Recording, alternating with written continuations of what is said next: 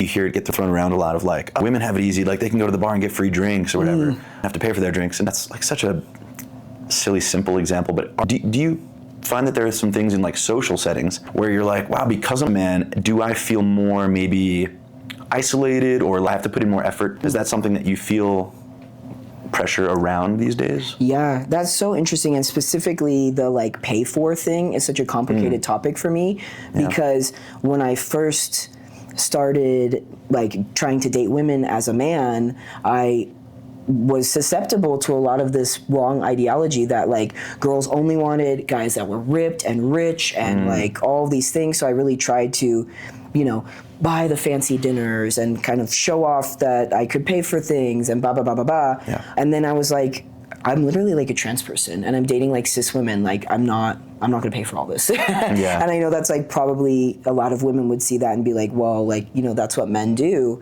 I've had to figure out a way of dating that is outside of the like heteronormative style of dating, even though I'm technically in heterosexual relationships most often, where I'm with women that are willing to mold around gender roles and would be somebody that might initiate buying me a drink when I go to the club or paying for dinner or planning dates. Like that's something that I like. I like that equality and that balance. And then just like the going up and talking to a girl versus when you're seen as a woman, maybe people are coming up to you. That's been really interesting because I was so afraid of going up to women because I didn't want to seem creepy and weird, and I had known what it was like when a guy like bothers you and stuff. Yeah.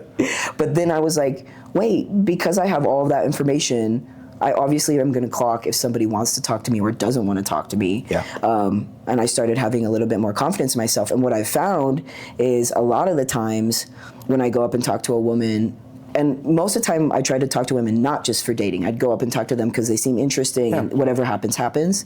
But most of the time when I go up and talk to them, they're so, and I'm sure you relate to this, they're so fucking grateful that a guy like wants to ask them a real question or like look them in the eyes and say something other than, Joe, you want to see my car? Yeah. Just being my authentic self made so many more people want to come up to me regardless of whatever gender you are. So it sounds like there's a theme of like leaning into your authentic self rather than pushing against it. Absolutely. And I feel like that's like a lesson for everybody too. Exactly, yeah. It's like such a universal, beautiful thing to accept and start leaning into.